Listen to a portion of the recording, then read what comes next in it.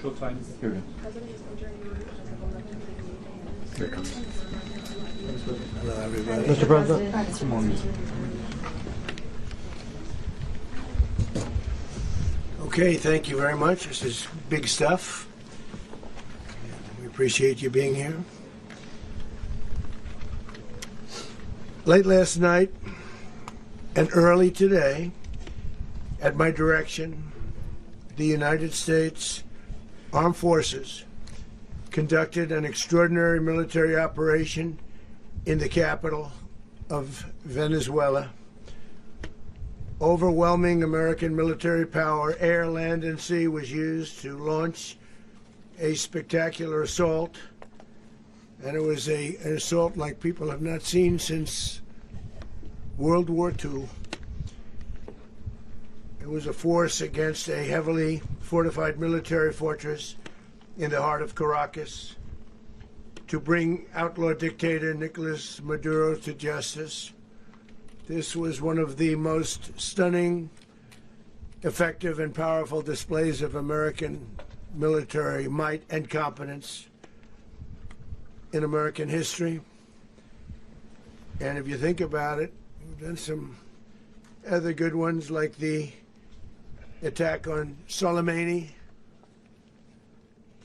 the attack on al-Baghdadi, and the obliteration and decimation of the Iran nuclear sites just recently in an operation known as Midnight Hammer.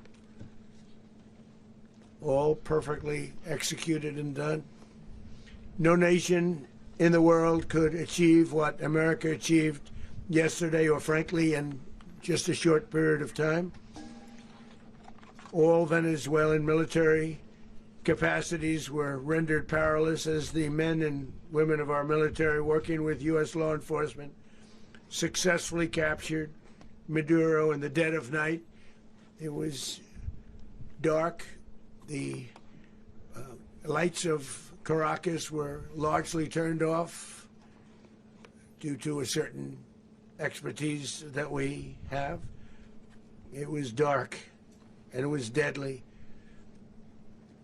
But captured along with his wife, Celia Flores, both of whom now face American justice. Maduro and Flores have been indicted in the Southern District of New York, Jay Clayton, for their campaign of deadly narco-terrorism against the United States and its citizens. I want to thank the men and women of our military who achieved such an extraordinary success overnight with breathtaking speed, power, precision, and competence. You rarely see anything like it. You've seen some raids in this country that didn't go so well. They were an embarrassment.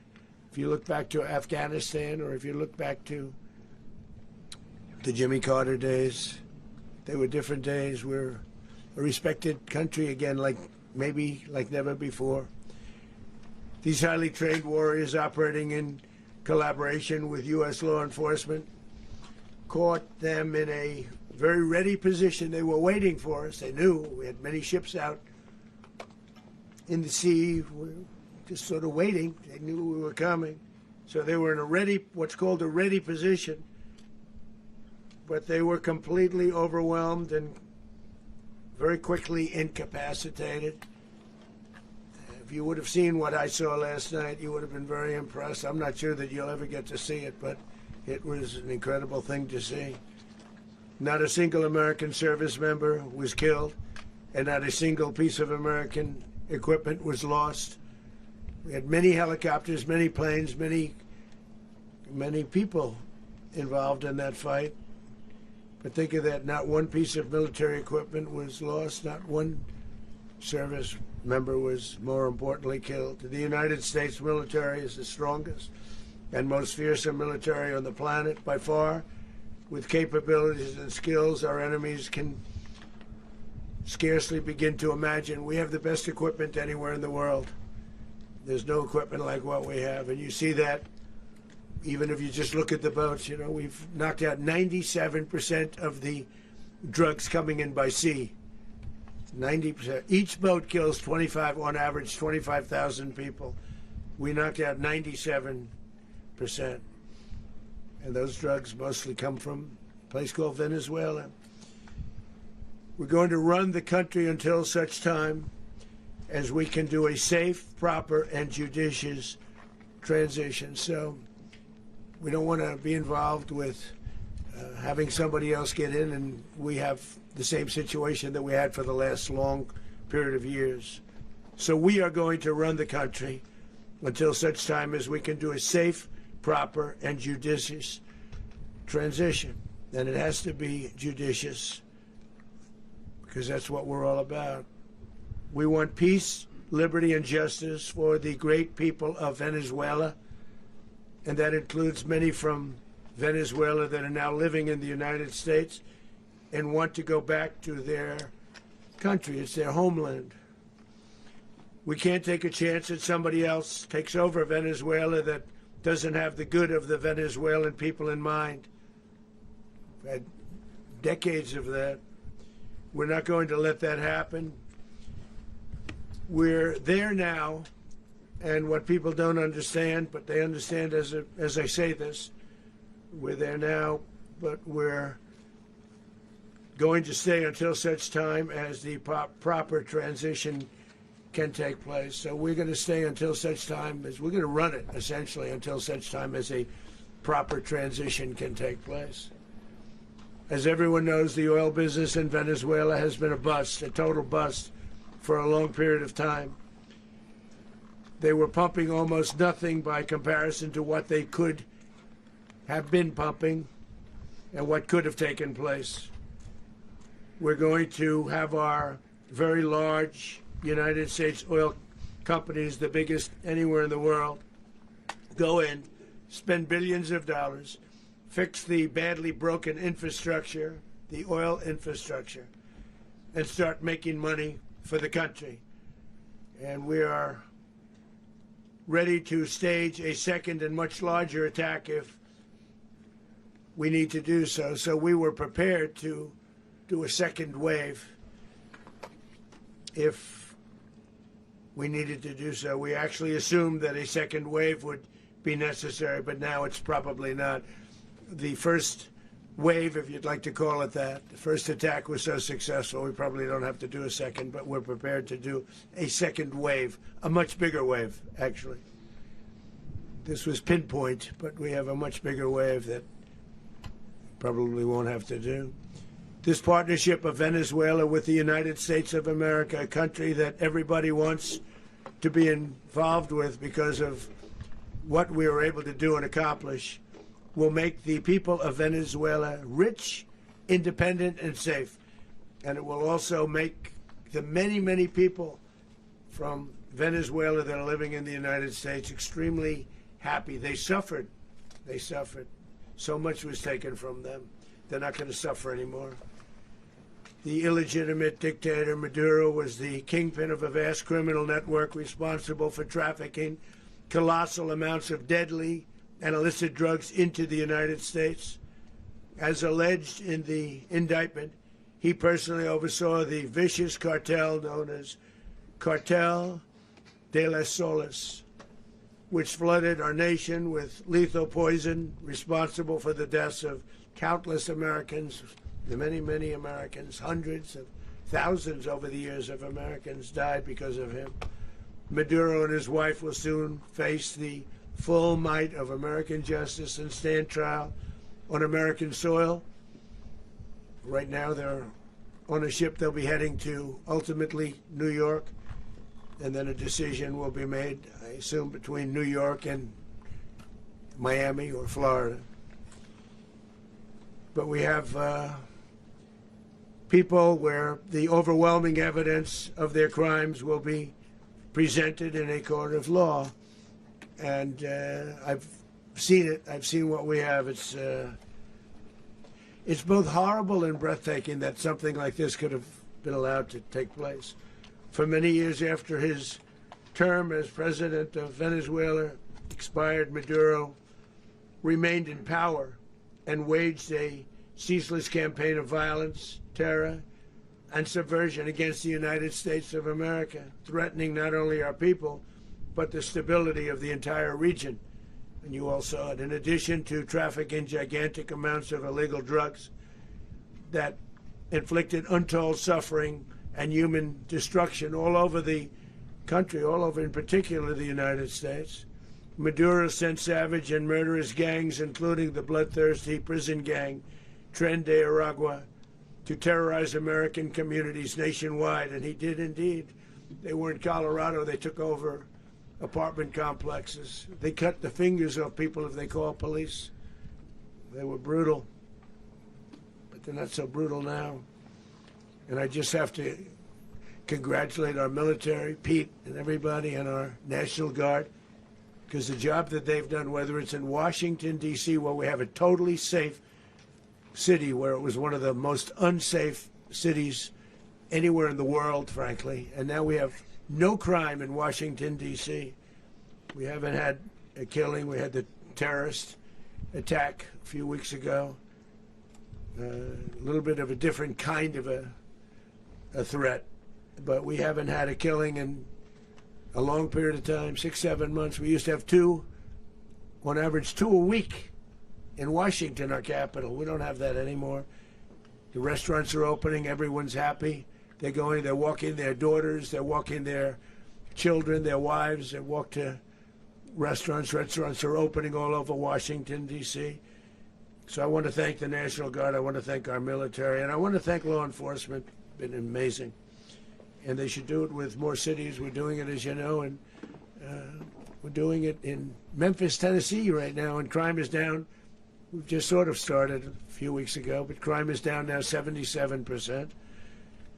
And the governor of Louisiana called, great person, and he wanted us to help him, as you know, in a certain very nice part of Louisiana, and we have done that. It was a rough section, and we have crime down. I understand it's down to almost nothing already after 2.5 weeks. New Orleans, it's down to almost nothing, and we've only been there for 2.5 weeks. Can't imagine why governors wouldn't want us to help. We also helped, as you know, in Chicago, and crime went down a little bit there. We did a very small help because we had no working ability with the governor. The governor was a disaster, and the mayor was a disaster, but it knocked down crime. But we're pulling out of there. When they need us, we'll know. You'll know. You'll be writing about it. And likewise, Los Angeles, where we saved Los Angeles early on, where the head of the police department made a statement that if the federal government didn't come in, we would have lost Los Angeles. That's long after the fires. That's when they had the riots in Los Angeles. We did a great job. Got no credit for it whatsoever, but that's okay. It doesn't matter. We don't need the credit.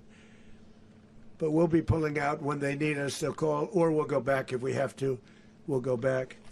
But we did a great job in various cities. But the place that we're very proud of is Washington, D.C., because it's our nation's capital. We took it from being a crime-ridden mess to being one of the safest cities in the country. But the gangs that they sent raped, tortured, and murdered American women and children. They were in all of the cities I mentioned, Tren de Aragua.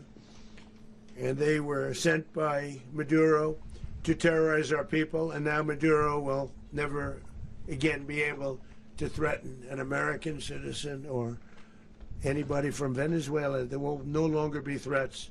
For years I've highlighted the stories of those innocent Americans whose lives were so heartlessly robbed by this Venezuelan terrorist organization. Really one of the worst. One of the worst, they say the worst. Americans like 12-year-old Jocelyn Nungary from Houston. Beautiful Jocelyn Nungary, what happened to her?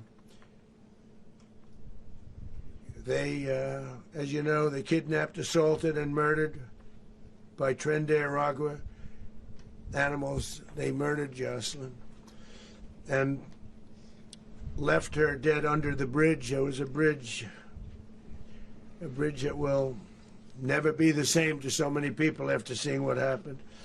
As I've said many times, the Maduro regime emptied out their prisons, sent their worst and most violent monsters into the United States, to steal American lives. And they came from mental institutions and insane asylums. They came from prisons and jails. The reason I say both, they sound similar. Actually, prisons a little bit more hostile, a little bit tougher. A mental institution isn't as tough as an insane asylum, but we got them both. They sent from their mental institutions. They sent from their jails, prisons. They were drug dealers. They were drug kingpins. They sent everybody bad into the United States, but no longer. And we have now a border where nobody gets through. In addition, Venezuela unilaterally seized and stole American oil, American assets, and American platforms, costing us billions and billions of dollars. They did this a while ago, but we never had a president that did anything about it. They took all of our property. It was our property. We built it. And we never had a president that decided to do anything about it. Instead, they fought wars that were 10,000 miles away. We built Venezuela oil industry with American talent, drive, and skill, and the socialist regime stole it from us during those previous administrations, and they stole it through force. This constituted one of the largest thefts of American property in the history of our country. Considered the largest theft of property in the history of our country. Massive oil infrastructure was taken like we were babies, and we didn't do anything about it. I would have done something about it. America will never allow foreign powers to rob our people or drive us back into and out of our own hemisphere. That's what they did. Furthermore, under the now deposed dictator Maduro, Venezuela was increasingly hosting foreign adversaries in our region and acquiring menacing offensive weapons that could threaten U.S. interests and lives. And they used those weapons last night. Potentially in league with the cartels operating along our border. All of these actions were in gross violation of the core principles of American foreign policy, dating back more than 2 centuries. And not anymore. All the way back, it dated to the Monroe Doctrines. And the Monroe Doctrine is a big deal. But we've superseded it by a lot. By a real lot. They now call it the Monroe Document. I don't know. It's Monroe Doctrine. We sort of forgot about it. It was very important, but we forgot about it. We don't forget about it anymore. Under our new national security strategy, American dominance in the Western Hemisphere will never be questioned again. Won't happen. So just in concluding, for decades, other administrations have neglected or even contributed to these growing security threats in the Western Hemisphere. Under the Trump administration, we are reasserting American power in a very powerful way in our home region. And our home region is very different than it was just a short while ago. The future will be, and we did this in my first term. We had great dominance in my first term, and we have far greater dominance right now. Everyone's coming back to us. The future will be determined by the ability to protect commerce and territory and resources that are core to national security. These are core to our national security. Just like tariffs are, they've made our country rich, and they've made our national security stronger than ever before. But these are the iron laws that have always determined global power. And we're going to keep it that way. We will secure our borders. We will stop the terrorists. We will crash the cartels, and we will defend our citizens against all threats, foreign and domestic. Other presidents may have lacked the courage or whatever to defend America, but I will never allow terrorists and criminals to operate with impunity against the United States. This extremely successful operation should serve as warning to anyone who would threaten American sovereignty or endanger American lives. Very importantly, the embargo on all Venezuelan oil remains in full effect. The American Armada remains poised in position, and the United States retains all military options until United States demands have been fully met and fully satisfied. All political and military figures in Venezuela should understand what happened to Maduro can happen to them, and it will happen to them if they aren't just, fair, even to their people. The dictator and terrorist, Maduro, is finally gone in Venezuela. People are free. They're free again. It's been a long time for them, but they're free. America is a safer nation this morning. It's a prouder nation this morning because it didn't allow this horrible person and this country that was doing very bad things to us. It didn't allow it to happen. And the Western Hemisphere is right now a much safer place to be. So I want to thank everybody for being here. I want to thank General Raisin Kane. He's a fantastic man. I've worked with a lot of generals. I worked with some I didn't like. I worked with some I didn't respect. I worked with some that just weren't good. But this guy is fantastic. I watched last night one of the most precise attacks on sovereignty. I mean, it was an attack for justice. And I'm very proud of him, and I'm very proud of our Secretary of War, Pete Hegseth, who I'm going to ask to say a few words. Thank you very much. Mr. President, can you explain how the U.S. will run Venezuela? Well, thank you, Mr. President. Finally, a commander-in-chief the world respects and the American people deserve. And as the President said, words can barely capture the bravery and the power and the precision of this historic operation. A massive joint military and law enforcement raid flawlessly executed by the greatest Americans our country has to offer. American warriors are second to none, the best in the world and the best of our country. What all of us witnessed last night was sheer guts and grit, gallantry and glory of the American warrior. I'm simply humbled by such men, and I tip my hat to our chairman, Dan Raisin Kane, and all those Americans who stood watch last night. Our warriors are the elite of America, and again, President Trump has your back. No other country on planet Earth, and it's not even close, could pull this kind of operation off. And no other president has ever shown this kind of leadership, courage, and resolve. The most powerful combination the world has ever seen. As the President said, our adversaries remain on notice. America can project our will anywhere, anytime. The coordination, the stealth, the lethality, the precision, the very long arm of American justice, all on full display in the middle of the night. Nicolas Maduro had his chance, just like Iran had their chance, until they didn't and until he didn't. He effed around and he found out. President Trump is deadly serious about stopping the flow of gangs and violence to our country. Deadly serious about stopping the flow of drugs and poison to our people. Deadly serious about getting back the oil that was stolen from us. And deadly serious about reestablishing American deterrence and dominance in the Western Hemisphere. This is about the safety, security, freedom, and prosperity of the American people. This is America first. This is peace through strength. And the United States War Department is proud to help deliver it. Welcome to 2026, and under President Trump, America is back. I'd like to welcome now our chairman, Chairman Raisin Kane, to give a few more details about the operation. Mr. Chairman. Thank you, Mr. Secretary. Thank you, Mr. President, and good morning. Last night, on the order of the President of the United States and in support of a request from the Department of Justice, as the President said, the United States military conducted an apprehension mission in Caracas, Venezuela, to bring to justice two indicted persons, Nicolas and Cecilia Maduro.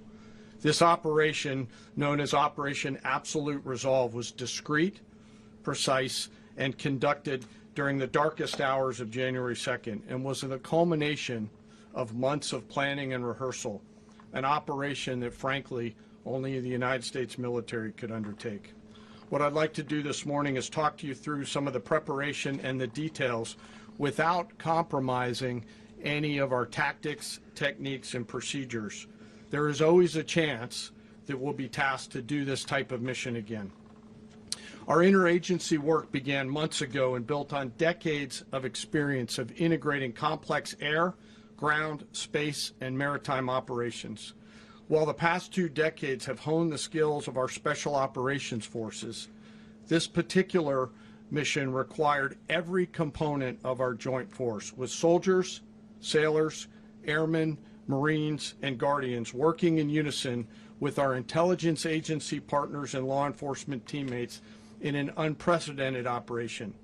We leveraged our unmatched intelligence capabilities and our years of experience in hunting terrorists, and we could not have done this mission without the incredible work by various intelligence agencies, including the CIA, NSA, and NGA. We watched, we waited, we prepared, we remained patient and professional. This mission was meticulously planned, drawing lessons from decades of missions over the last many years, many missions over these last many years. This was an audacious operation that only the United States could do. It required the utmost of precision and integration within our joint force. And the word integration does not explain the sheer complexity of such a mission. An extraction so precise it involved more than 150 aircraft launching across the Western Hemisphere in close coordination, all coming together in time and place to layer effects for a single purpose: to get an interdiction force into downtown Caracas while maintaining the element of tactical surprise. Failure of one component of this well-oiled machine would have endangered the entire mission, and failure is never an option for America's joint force. Those in the air over Caracas last night were willing to give their lives for those on the ground and in the helicopters. Let me talk a little bit about the preparation. After months of work by our intelligence teammates to find Maduro and understand how he moved, where he lived, where he traveled, what he ate, what he wore, what were his pets, in early December, our force was set pending a series of aligned events. Key was choosing the right day to minimize the potential for civilian harm and maximize the element of surprise, and minimize the harm to the indicted personnel, so as the President said, they could be brought to justice. And as the President said earlier today, weather in Venezuela is always a factor this time of the year. And over the weeks through Christmas and New Year's, the men and women of the United States military sat ready, patiently waiting for the right triggers to be met and the President to order us into action. Last night, the weather broke just enough, clearing a path that only the most skilled aviators in the world could maneuver through. Ocean, mountain, low cloud ceilings, but when tasked with a mission, this organization does not quit.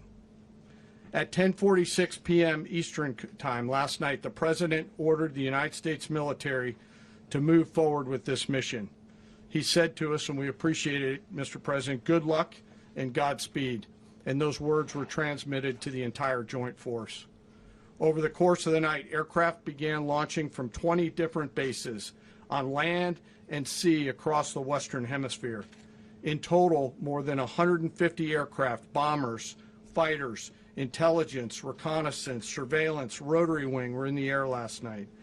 Thousands and thousands of hours of experience were airborne. Our youngest crew member was 20, and our oldest crew member was 49, and there's simply no match for American military might. As the night began, the helicopters took off with the extraction force, which included law enforcement officers, and began their flight into Venezuela at 100 feet above the water. As they approached Venezuelan shores, the United States began layering different effects provided by Spacecom, Cybercom, and other members of the interagency to create a pathway. Overhead, those forces were protected by aircraft from the United States Marines, the United States Navy, the United States Air Force, and the Air National Guard. The force included F-22s, F-35s, F-18s, EA-18s, E-2s, B-1 bombers, and other support aircraft, as well as numerous remotely piloted drones. As the force began to approach Caracas, the Joint Air Component began dismantling and disabling the air defense systems in Venezuela, employing weapons to ensure the safe passage of the helicopters into the target area. The goal of our air component is, was, and always will be to protect the helicopters and the ground force and get them to the target and get them home. As the force crossed the last point of high terrain where they'd been hiding in the clutter, we assessed that we had maintained totally the element of surprise. As the helicopter force ingressed towards the objective at low level, we arrived at Maduro's compound at 1:01 a.m. Eastern Standard Time, or 2:01 a.m. Caracas local time, and the apprehension force descended into Maduro's compound and moved with speed, precision, and discipline towards their objective, and isolated the area to ensure the safety and security of the ground force while apprehending the indicted persons. On arrival into the target area, the helicopters came under fire, and they replied with that fire with overwhelming force in self-defense. One of our aircraft was hit but remained flyable, and as the President said earlier today, all of our aircraft came home, and that aircraft remained flyable during the rest of the mission. As the operation unfolded at the compound, our air and ground intelligence teams provided real-time updates to the ground force, ensuring those forces could safely navigate the complex environment without unnecessary risk. The force remained protected by overhead tactical aviation. Maduro and his wife, both indicted, gave up and were taken into custody by the Department of Justice, assisted by our incredible U.S. military with professionalism and precision, with no loss of U.S. life. After securing the indicted persons, the force began to prep for departure. Helicopters were called in to exfiltrate the extraction force, while fighter aircraft and remotely piloted aircraft provided overhead coverage and suppressive fire. There were multiple self-defense engagements as the force began to withdraw out of Venezuela. The force successfully exfiltrated and returned to their afloat launch bases, and the force was over the water at 3:29 a.m. Eastern Standard Time with indicted persons on board. And both Maduro and his wife were embarked aboard the USS Iwo Jima. In closing, what we've witnessed today is a powerful demonstration of America's joint force. We think, we develop, we train, we rehearse, we debrief, we rehearse again and again, not to get it right, but to ensure that we cannot get it wrong. Our jobs are to integrate combat power so when the order comes, we can deliver overwhelming force at the time and the place of our choosing against any foe anywhere in the world. I am immensely proud today of our joint force and filled with gratitude to represent them here today. There is simply no mission too difficult for these incredible professionals and the families that stand by them and support them. As we stand here this morning, our forces remain in the region at a high state of readiness, prepared to project power, defend themselves, and our interests in the region. This operation is a testament to the dedication and unwavering commitment to justice and our resolve to hold accountable those who threaten peace and stability. In closing, I want to express my heartfelt gratitude to the brave men and women who executed this mission. Their courage and tireless commitment to our nation are what makes us strong. Thank you, Mr. Secretary, and thank you, Mr. President. Thank you very much. Well, I don't have much to add to what you've heard now, other than the following points. Nicolas Maduro was indicted in 2020 in the United States He is not the legitimate president of Venezuela. That's not just us saying it. The first Trump administration, the Biden administration, the second Trump administration, none of those three recognized him. He's not recognized by the European Union and multiple countries around the world. He is a fugitive of American justice with a $50 million reward, which I guess we saved $50 million. And We should make sure. yeah, exactly. But Don't let anybody claim it. Nobody deserves it but us. But I want to be clear about one thing. Nicolas Maduro had multiple opportunities to avoid this. He was provided multiple very, very, very generous offers and chose instead to act like a wild man, chose instead to play around. And the result is what we saw tonight. The other message here is the following. You have a guy, like many people around the world, they like to play games. You have a guy who decides he's going to invite Iran into his country, is going to, do the confiscation of American oil companies, is going to flood our country with gang members, is going to take Americans prisoner and try to hold them for hostage and trade them like he was able to do with the Biden administration. Basically likes to play games all this time and thinks nothing's going to happen. And I hope what people now understand is that we have a president. The 47th president of the United States is not a game player. When he tells you that he's going to do something, when tells you he's going to address a problem, he means it. He actions it. I can tell you, I've watched this process now for 14, 15 years, been around it. Everybody talks, I'm going to do this, I'm going to do that. When I get there, we're going to do this, we're going to take... This is a president of action. Like, I don't understand yet how they haven't figured this out. And now, if you don't know, now you know. Because this is the way it's going to play out. And I think people need to understand that this is not a president that just talks and does letters and press conferences. And, if he says he's serious about something, he means it. And this is something that was a direct threat to the national interest of the United States. And the president addressed it. This is a president of peace, by the way. I told you what I just said earlier. This guy had multiple opportunities to find his way somewhere else and figure out another. He could have been living somewhere else right now very happy, but instead he wanted to play big boy. And so now, he's got other sets of problems on his hands. And but I think the message here should be for the world. Look, the president doesn't go out looking for people to pick fights with. He's not, generally wants to get along with everybody. We'll talk and meet with anybody, but don't play games. Don't play games with this president's in office because it's not going to turn out well. And so I hope that, I guess that lesson was learned last night, and we hope it'll be instructive moving forward. Is that a message for Cuba? Mr. President. Mr. President. You said that the U.S. is going to run Venezuela. So who's in power right now? Well, we're going to be running it with a group, and we're going to make sure it's run properly. We're going to rebuild the oil infrastructure, which will cost billions of dollars. It'll be paid for by the oil companies directly. They will be reimbursed for what they're doing, but it's going to be paid.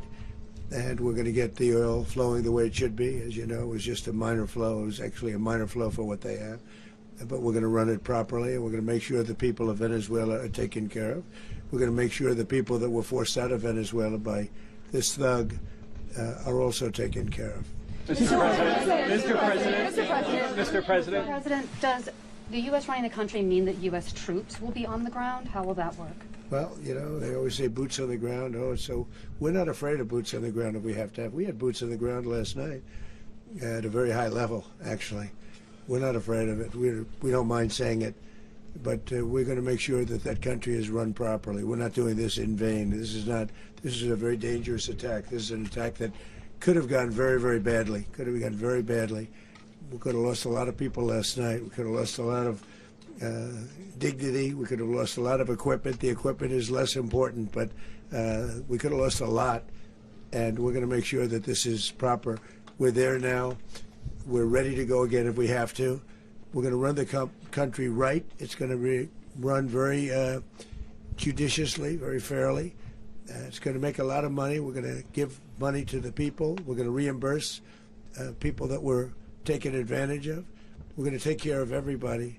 It's very important. We couldn't let them get away with it. They stole our oil. We built that whole industry there, and they just took it over like we were nothing. And we had a president that decided not to do anything about it. So we did something about it. We're late, but we did something about it. Yeah, please. Mr. President, can you explain the exact mechanism by which you're going to run the country? Are you going to designate a U.S. official to coordinate? It's all being done right now. We're designating people. We're talking to people. We're designating various people, and we're going to let you know who those people are. Mr. President. What's the group you mentioned that would run Venezuela? Well, it's largely going to be, for a period of time, the people that are standing right behind me. We're going to be running it. We're going to be bringing it back. It's a dead, I talk about a dead country. A year and a half ago, we were a dead country. Now we're the hottest country anywhere in the world. We're a country doing better than any country anywhere in the world. And it required leadership. Venezuela has a lot of bad people in there, a lot of bad people that shouldn't be leading. We're not going to take a chance that one of those people take over for Maduro. So you can look at, and others, we have fantastic people, including people in the military.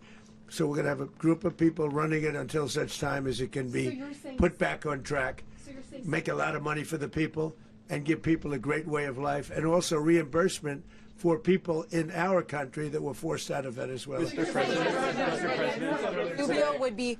you said earlier today that you weren't going to back Machado to come back and be the opposition leader in your Fox and Friends interview. And then you also mentioned the vice president of Venezuela. Are you going to work with the vice president of Venezuela, or how do you foresee the relationship Well, I going? understand she was just sworn in, but she was, as you know, picked by Maduro. So Marco's working on that directly. He just had a conversation with her, and she's essentially willing to do what we think is necessary to make Venezuela great again. Very simple. Mr. President, Colombian President Gustavo Petro, a couple weeks ago, he said he's got to watch his ass. And today he said he's not concerned about anything happening to him in the aftermath of this operation. So just what your message is Well, about he that. has cocaine mills. He has factories where he makes cocaine. And yeah, I think I stick by my first statement. He's making cocaine. They're sending it into the United States. So Mr. President, he does have to watch his ass. Mr. President, Did you notify any members of Congress in advance? Marco, do you want to talk about that? Because you were involved in it. Sure. We call members of Congress immediately after. This was not the kind of mission that you can do congressional notification on. It was a trigger-based mission in which conditions had to be met night after night. We watched and monitored that for a number of days. So it's just simply not the kind of mission you can call people and say, hey, we may do this at some point in the next 15 days. But it's largely a law enforcement function. Remember, at the end of the day, at its core, this was an arrest of 2 indicted fugitives of American justice, and the Department of War supported the Department of Justice in that job. Now, there are broader policy implications here, but it's just not the kind of mission that you can pre-notify because it endangers the mission. Mr. President, If I could add one thing to that, who watch this live. Congress has a tendency to leak. This would not be good. If they leaked, General, I think it would have been maybe a very different result. But I have to say, they knew we were coming at some point, We had a lot of ships out there. They sort of knew we were coming. But Congress will leak, and we don't want leakage. Mr. President. You were one of the only people to watch this all play out live. What was Maduro doing when the U.S. forces entered what I assume would be his home? And also, was there any point where the U.S. was considering if Maduro pushed back or resisted killing Maduro? It could have happened. It could have happened. He was trying to get into a safe place. You know what a safe place is, all steel.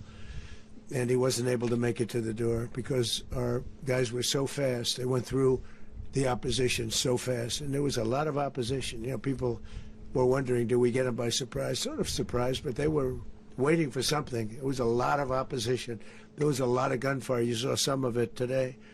But he was trying to get to a safe place, which wasn't safe because we would have had the door blown up in about 47 seconds, they say on average, regardless of how thick the steel was. It was a very thick door. It was a very heavy door, but he was unable to get to that door. He made it to the door. He was unable to close it. So where's Maduro going to be? Go ahead, finish. Where is Maduro going to be in the time being right now? Do you know his exact Well, whereabouts? eventually, ultimately, in the near future, he's going to be brought to New York. And where is he going to be held? Where is he going to be held in New York? Do you know? That's going to be up to the officials that do these things. Mr.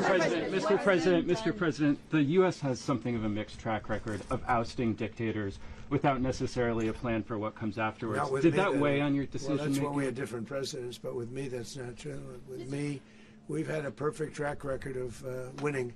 We win a lot, and we win. If you look at Soleimani, you look at al-Baghdadi, you look at the Midnight Hammer. Midnight Hammer was incredible. Right now, you wouldn't have peace in the Middle East. We have essentially peace in the Middle East because of that. If we weren't successful with Midnight Hammer, you wouldn't have peace in the Middle East. So with me, you've had a lot of victory. You've had only victories. You've had no losses. Yeah. Mr. President, can you? How long do you expect the U.S. to run Venezuela, and how soon do you want the Venezuelan people to hold elections? So I'd like to do it quickly, but it takes a period of time. You know, we're rebuilding. We have to rebuild their whole infrastructure. The infrastructure is rotted. It's actually very dangerous. It's blow-up territory. Oil is very dangerous. It's a very dangerous thing to take out of the ground. It can kill a lot of people. It has killed a lot of people doing just that. The infrastructure is old. It's rotted.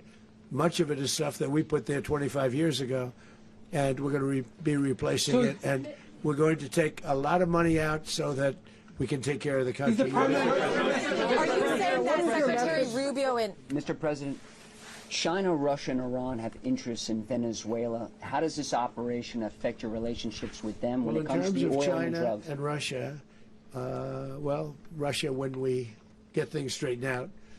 But in terms of other countries that want oil, we're in the oil business. We're going to sell it to them. We're not going to say we're not going to. In other words, we'll be selling oil.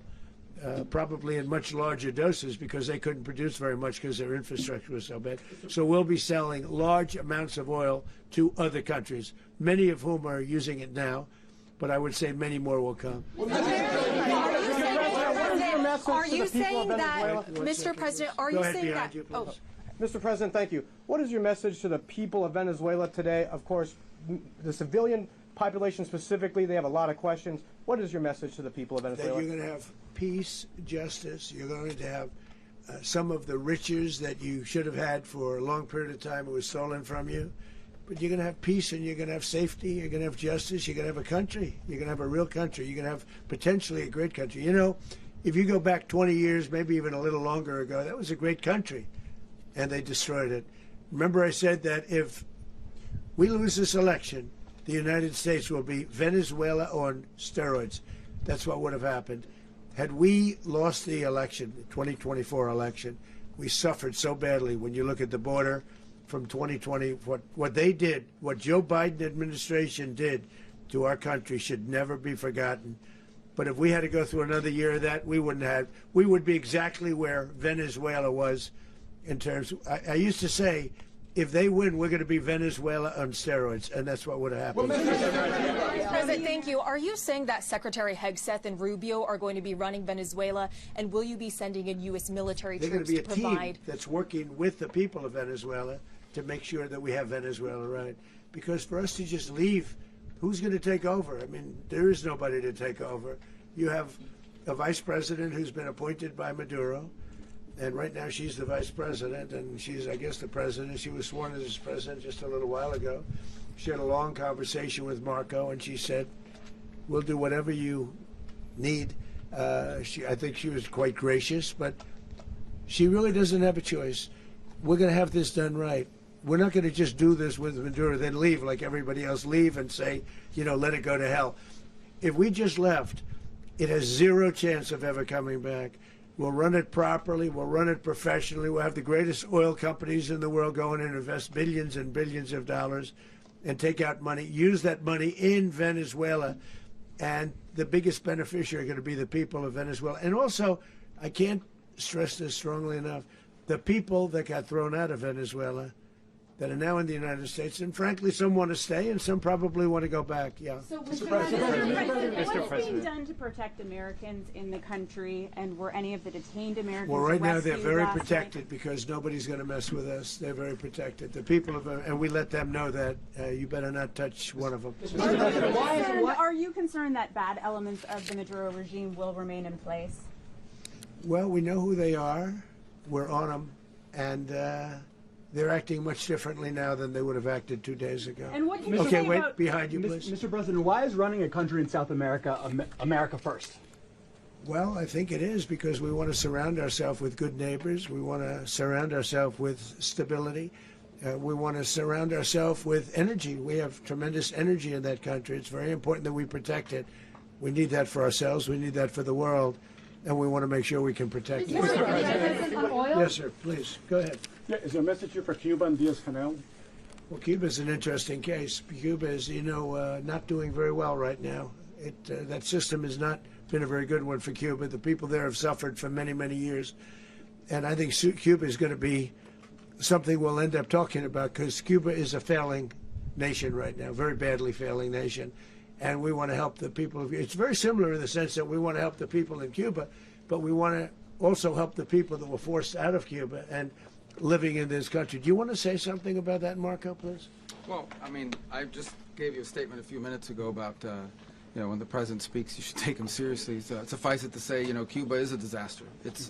It's run by incompetent, senile men, and in some cases, not senile, but incompetent nonetheless. It has no economy. It's in total collapse. And by the way, you know, they were, you know, all of the guards that helped protect Maduro, this is well known, their whole spy agency, all that were full of Cubans. I mean, they basically, it's amazing. This poor island took over Venezuela in some cases. One of the biggest problems the Venezuelans have is they have to declare independence from Cuba. They tried to basically colonize it from a security standpoint. So, yeah, look, if I lived in Havana and I was in the government, I'd be concerned, at least a little bit. Are you cutting off the oil flow to Cuba from Venezuela? Well, the president already announced a week ago that anything that's sanctioned, it's sanctioned oil, it's not going to be allowed to get there. So that's an The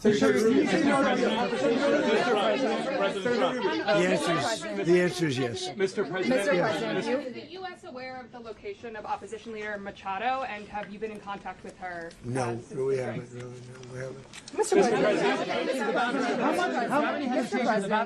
President, on Monday. Oh, I think it would be very tough for her to be the leader. She doesn't have the support within, or the respect within the country. She's a very nice woman, but she doesn't have the respect. Mr. President, is it possible that the U.S. ends up administrating Venezuela for years? You know, well, you know, it won't cost us anything because the money coming out of the ground is very substantial. So it's not going to cost us anything. So the U.S. isn't going to dedicate any money to.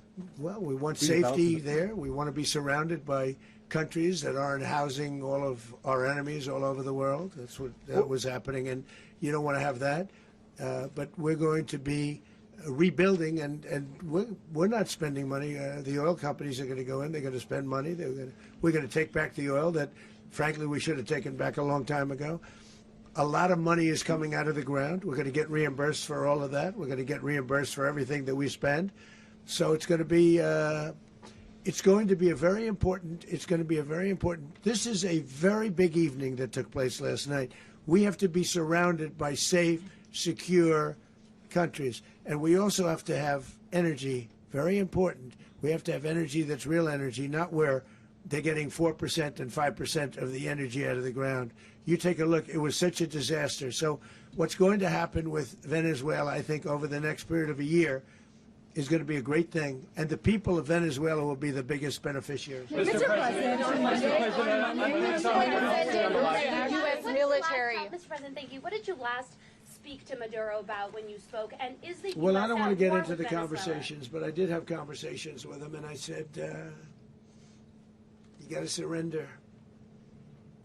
And I actually thought he was pretty close to doing so, but now he wished he did, yeah. Mr. President, can you explain, you said that Maduro is responsible for drug trafficking. You recently pardoned the former president of Honduras who was convicted on many drug trafficking. Can you explain how these two situations are different? And would you ever pardon Maduro? I endorsed, as you know, the winning president, the man who won in Honduras. I endorsed the man who won in Chile. I endorsed the man who won in Argentina. And we are doing very well with that whole group. What the man that I pardoned was, if you could equate it to us, he was treated like the Biden administration treated a man named Trump. That didn't work out too well for them. This was a man who was persecuted very unfairly. He was the head of the country. He was persecuted very unfairly. And there are a number of them. And we felt that it was a very unfair situation that happened to him. He's also a party member of the man who won. So obviously the people liked what I did. And one of the reasons that was done is because of the fact that the party in power felt very strongly that that man was treated very badly. I studied it very quickly, and then I studied it in great detail. I went to a lot of the people standing behind me, and they felt that that man was persecuted and treated very badly. That's why I gave him a pardon. Mr. President, you referenced boots on the ground earlier. Can you just sort of button this up? Do you envision the U.S. military having a presence in Venezuela as the U.S. runs that country? No, we're going to have a presence in Venezuela as it pertains to oil, because we have to have, we're sending our expertise in. So you may need something, not very much. But no, we're going to be taking out a tremendous amount of wealth out of the ground. and that wealth is going to the people of Venezuela and people from outside of Venezuela that used to be in Venezuela. And it goes also to the United States of America in the form of reimbursement for the damages caused us by that country. So I want to thank you all very much. Thank you. Do you have one? Yes, please. You were so nice before. I'm going to give you the final question. Go Thank ahead. you, Mr. Unless it's a President. bad question, in It's which about case Putin. I'll go one more. It's about who? It's about Putin, if you want. About Putin. Well, okay. that's always nice. You had a to talk phone. about Putin. You had a phone call with him Yeah. on Monday. Did he talk at all about Maduro? Did y'all talk about this? No, we didn't. And We then- never spoke about Maduro. Are you mad at him right now? I mean, there's this I'm not intelligence. thrilled with Putin. I'm not thrilled with Putin. He's killing too many people. There was that I intelligence. thought that would be so. I settled 8 1/4 war. You know what the 1/4 was? Thailand and Cambodia. I did it again.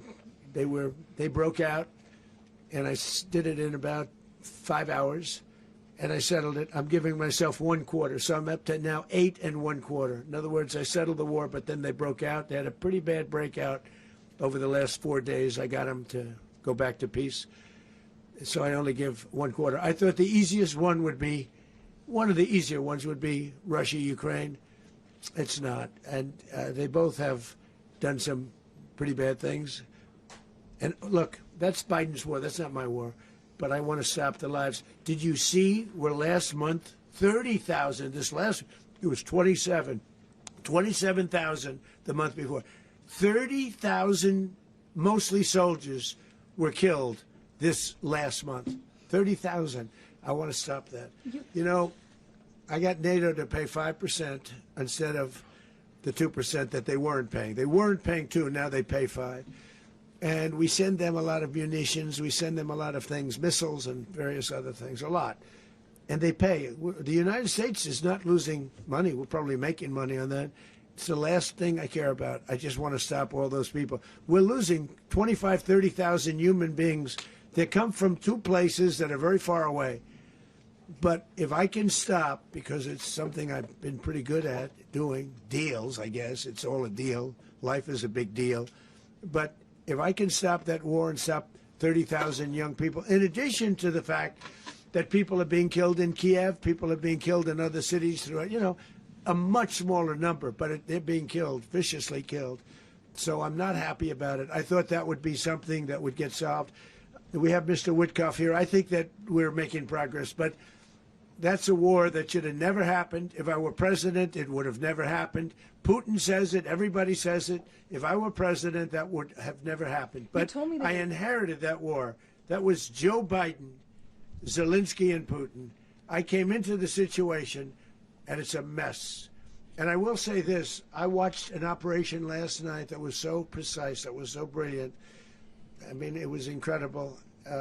If we had our people, like this general, and our people involved, that war would not have gone on very long. That I can tell you. You told me that war, to use an old term, that war has become a bloodbath, and we want it to get stopped. Thank you very much.